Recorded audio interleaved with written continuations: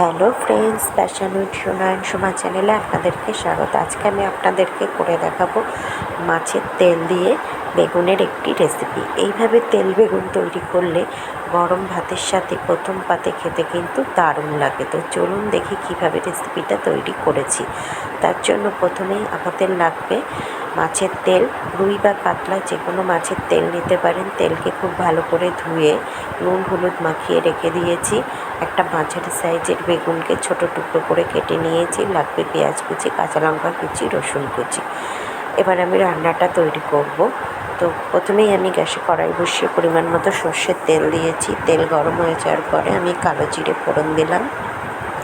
ফোড়ন থেকে যখন একটা মিষ্টি গন্ধ বেরিয়ে আসবে তখন আমি প্রথমে রসুন কুচিগুলো দিয়ে দেবো। রসুন কুচি আর কালো জিরে একসাথে মিশে দারুণ সুন্দর একটা ফ্লেভার দেবে।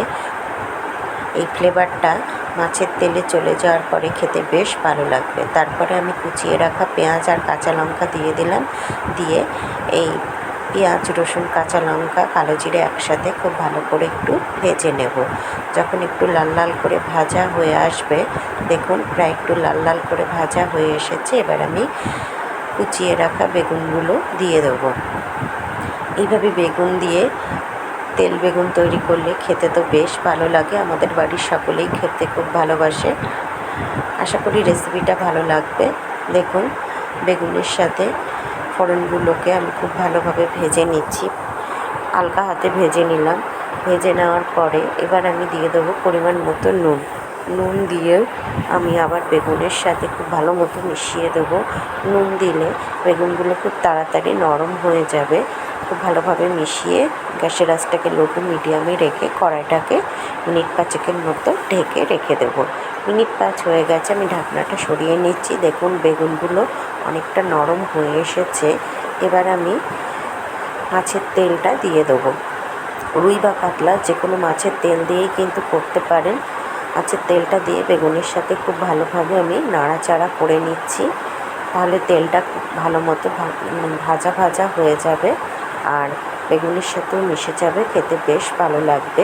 এবার আমি কিছু গুঁড়ো মশলা দেবো। গুঁড়ো মশলার মধ্যে দেবো আমি কাশ্মীরি শুকনো লঙ্কার গুঁড়ো, আর দেবো হলুদ গুঁড়ো, জিরের গুঁড়ো, ধনের গুঁড়ো দিয়ে খুব ভালোভাবে আমি মিশিয়ে দেবো। নুন আগেই দিয়েছি, আর নুন আমি দেবো না। খুব ভালোভাবে মশলাটাকে বেগুন আর তেলের সাথে মিশিয়ে দেবো। গ্যাসের আঁচটা কিন্তু লো টু মিডিয়ামে রাখবো, হাই করা যাবে না। মাছের তেল থেকে আস্তে আস্তে তেল ছাড়তে শুরু করবে, তাতেই কিন্তু বেগুন সেদ্ধ হয়ে যাবে। খুব ভালোভাবে মিশিয়ে দেওয়ার পরে কড়াইটাকে আবার আমি মিনিট 5 মতো ঢেকে রেখে দেবো। মিনিট 5 হয়ে গেছে, ঢাকনাটা সরিয়ে নিচ্ছি। বেগুন সেদ্ধ হয়ে গেছে, তেলও অনেকটা বেরিয়ে এসেছে। এবার আমি সামান্য একটু চিনি দেবো, তাহলে রেসিপিটা খেতে বেশ ভালো লাগবে, ব্যালেন্স হয়ে যাবে। চিনিটাকে খুব ভালো মতো একটু মিশিয়ে দিচ্ছি। দিয়ে খুব ভালোভাবে আমি একটু নাড়াচাড়া করে নিচ্ছি। আশা করি রেসিপিটা ভালো লাগবে। ভালো লেগে থাকলে পরিচিতদের মধ্যে রেসিপিটি প্রচুর শেয়ার করার অনুরোধ রইল। আর চ্যানেলটি সাবস্ক্রাইব করে আমার সাথে থাকবেন। সবশেষে আমি একটু সামান্য গরম মশলার গুঁড়ো ছড়িয়ে দেবো, তাহলে আরও কিন্তু খেতে ভালো লাগবে। দেখুন বেগুনও ভাজা ভাজা হয়ে গেছে, তেলও ভাজা হয়ে গেছে, সুন্দরভাবে তেলও ছেড়ে গেছে। এবার গরম মশলার গুঁড়োটাকে খুব ভালো মতো মিশিয়ে দেবো, দিয়ে গ্যাসটা বন্ধ করে দেবো। তারপর কড়াইটাকে ঢেকে কিছুক্ষণ স্ট্যান্ডিং টাইমে রাখার পরেই আমি গরম গরম ভাতের সাথে তেল বেগুন সার্ভ করে দেবো।